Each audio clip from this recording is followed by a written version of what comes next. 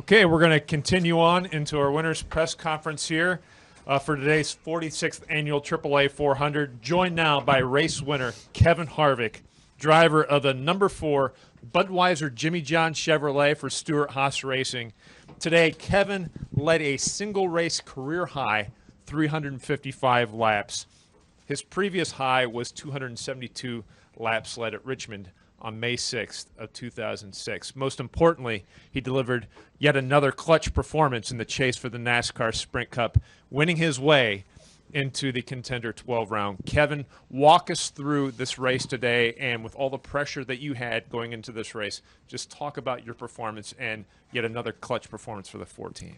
Yeah, I don't think there was really any pressure. I think for us, we all knew what we had to do, and it was really no different preparation than what we would do on a weekly basis. So, all in all, it was business as usual. And I think when you look at the first 3 Dover races that we've had here, it was definitely right in line with the things that we had done here before. Just didn't have any problems today. So just really proud of my group for getting the last little bit out of everything that they could. Everybody was flawless on pit road and up top, and everything just went well. This was also the 750th win for Chevrolet in the NASCAR Sprint Cup Series. What's it like to bring home that record for Chevrolet? Yeah, well, Chevy's been a big part of our sport, and obviously been very successful. So, just really proud to be a part of that, and hopefully we can be a part of a few more. Outstanding. We are going to open the floor to questions. We'll start with Jeff, and then we'll go to Kenny, and then to George. Jeff Gluck from USA Today. I know you said there was no pressure, and you're just going out to do what you can do. But at the same time, I mean, you haven't won since March, and you've had a ton of good cars and a lot of great weekends, and haven't been able to put it together. So it's clearly winning is not easy, even if everything falls right. So how can you explain what happened today in terms of it was a high pressure situation, even if you didn't feel it?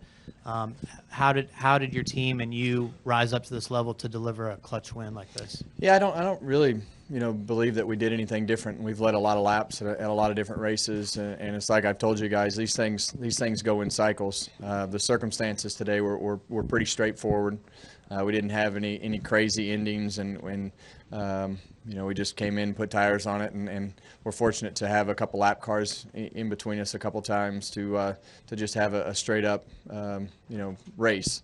So I think as you look at last week, led a bunch of laps and didn't think it was close, and then wound up the car not having enough fuel in it because it just didn't get enough fuel in it. So we did everything. We did everything the same way last week. We've been in these situations a lot this year and haven't pulled it off. But there's no way to get frustrated. I mean, if you're going to get frustrated over running like we've run this year, you're probably gonna be a detriment to your team. For us, it's something to where you show up on Monday and you do the same thing, whether you win or lose. And we've been through winless periods before, just like last year, and we've been through periods where we've won races in consecutive races. So it really isn't.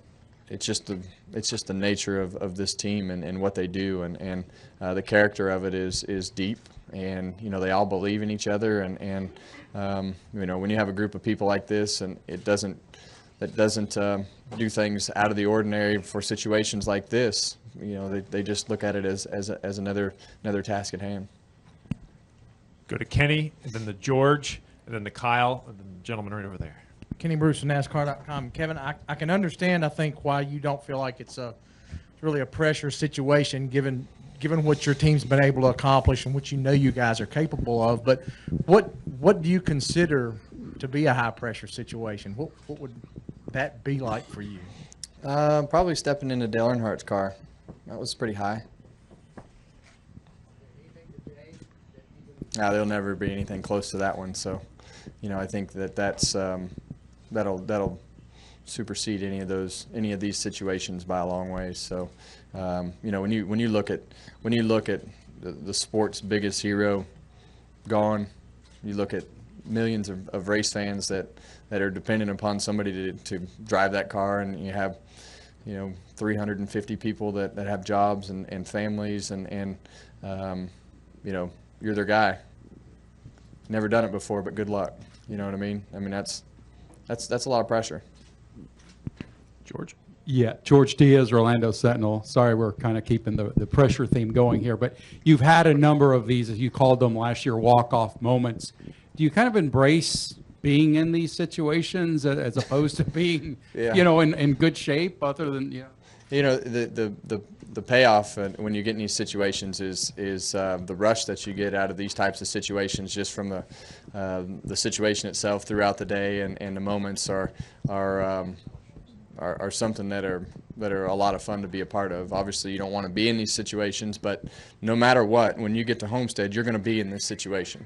So if you're not ready for it, it'll eat you up. And luckily, I had, Tony Stewart and a lot of experienced people to help me through that week last year, because it was a lot different. And I think that those comments and suggestions of how you handle your week have just rolled over into things that we've done this year, and you just don't let those types of situations overwhelm you. I think that's Zipadelli's pretty standard line, is don't let this week overwhelm you, because it'll be the detriment of you if you don't pay attention and keep yourself at bay. So just a lot of experienced people. Kyle, then the gentleman in the next row, and then back to Nate.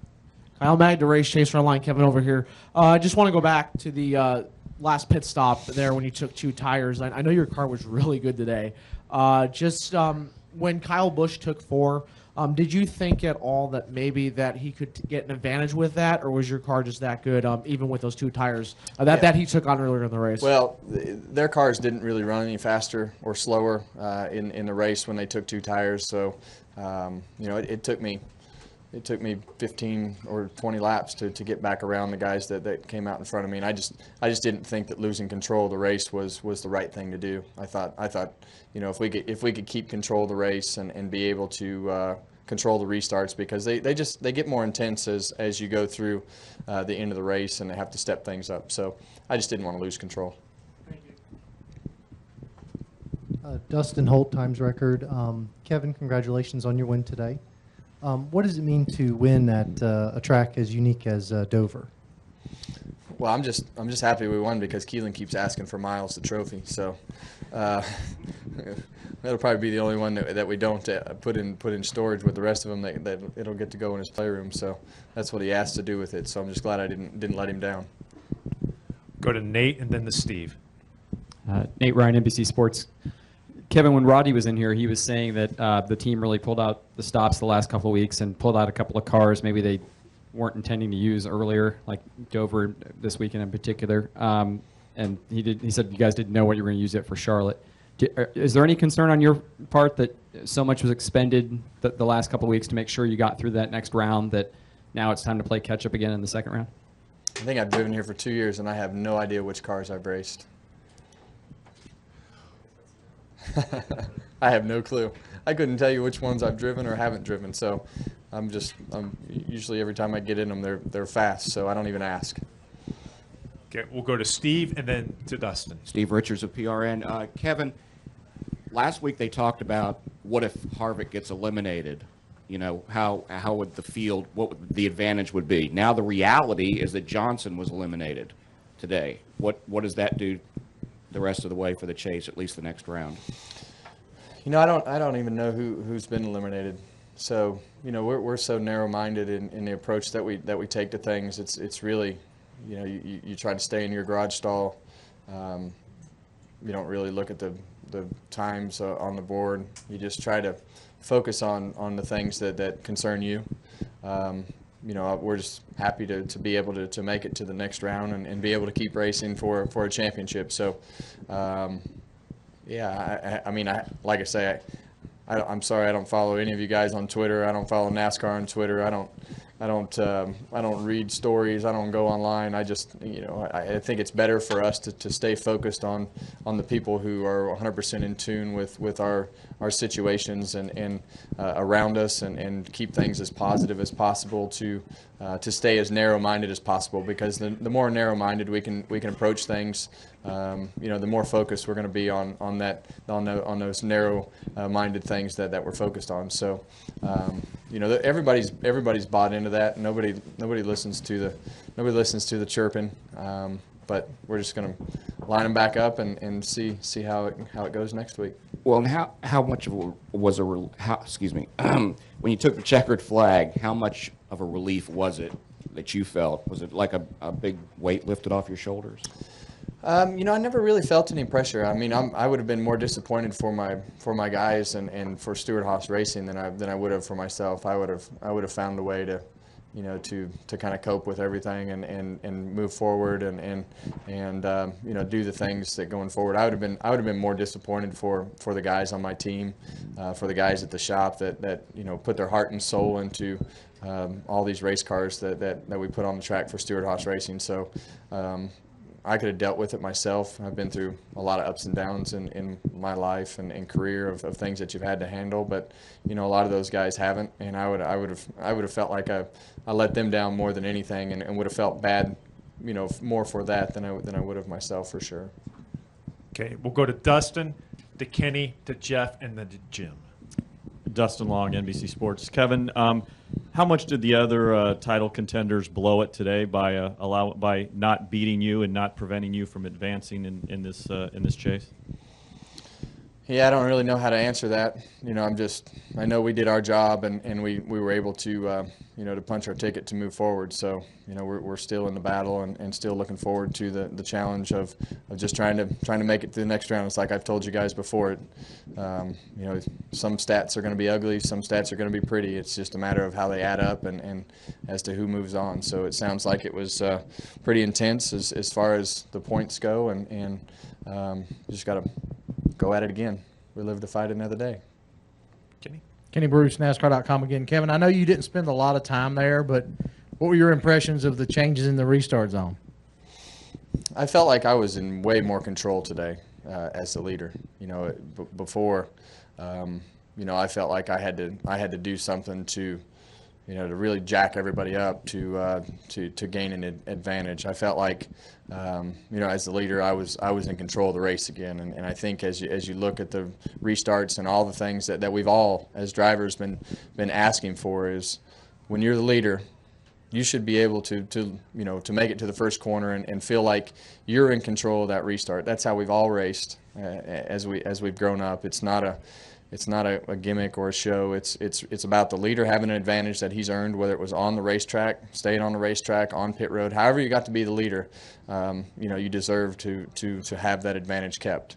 So I think today, as you look at the restarts, I felt like I was in more control than I had been all year or over the past couple years, and I felt like the start zone being widened out and being officiated correctly. You know, having to restart within the zone, the second place guy not beating the, you know, not getting into gas first. I feel like everybody got the message, and I feel like widening that zone out, you know, gave me more options. When it gets to be so short, you know, everybody knows that when you get to the second line, you're going to have to go because you're going to roll right through the zone if you don't. So, you know, I definitely felt like I was in more control today. Okay, we'll go next to Jeff, and then to Jim, and then we'll close it out with Zach. Your answers just sound completely laser focused, which is similar to how you were late in the year last year. But I'm wondering if your comments toward the beginning of the chase had any impact. Was it you know, you kind of caused a little bit of a brief firestorm for yourself talking about the JGR cars, and was that a reminder for you to close down the ranks to get laser focused? The fallout from that, did that have any impact on how you were approaching this going forward?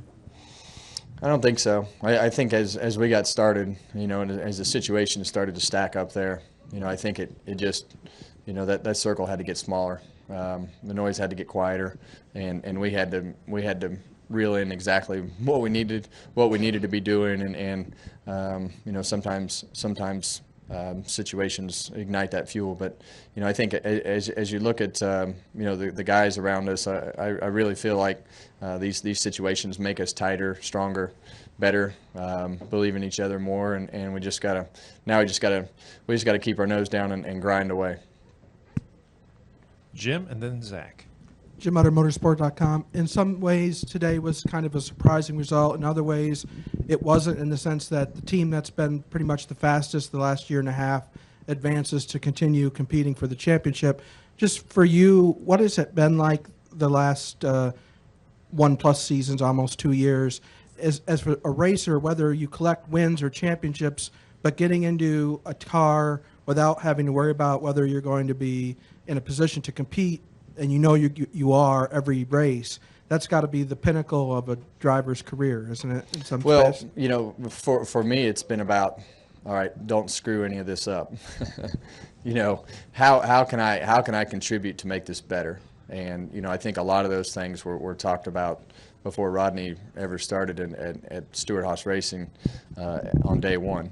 I think for me, there's been a lot of things change over the last 4 or 5 years for me personally. We put a lot of effort into how we live and where we live and what we own, what we don't own, just to try to make being parents better and be better on Sunday. So I think as you look at my situation is I have a group of people that believe in each other. I have a group of people that are experienced, and for me is I've been able to get in these race cars. I don't worry about how they're going to run when I show up at the racetrack. I know they're going to run fast. We've run fast at virtually every race we've ever been to, and for me it's about, all right, look at your notes, look at the past history, look at the things that you've done, and you better be ready when you get onto the racetrack for the first lap of practice, because they are. And there's a sense of, if I'm not prepared, I'm letting them down, because I know every one of them are prepared. There's never a weekend that they show up that they aren't prepared.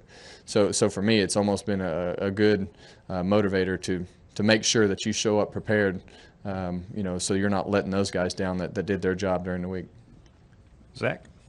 Zach at Tansvedi Front Stretch. What did Keelan think about the Monster Mile Trophy in Victory Lane? Do you like that trophy, Key? It's pretty cool. Yeah. For whatever reason, Miles the Monster is really the only one that he's been into. So we got him a stuffed animal to start the day, just in case things didn't go very good. Got to cover your bases as a parent. Well, good luck transporting the real Miles the Monster home, and good luck next week in Charlotte.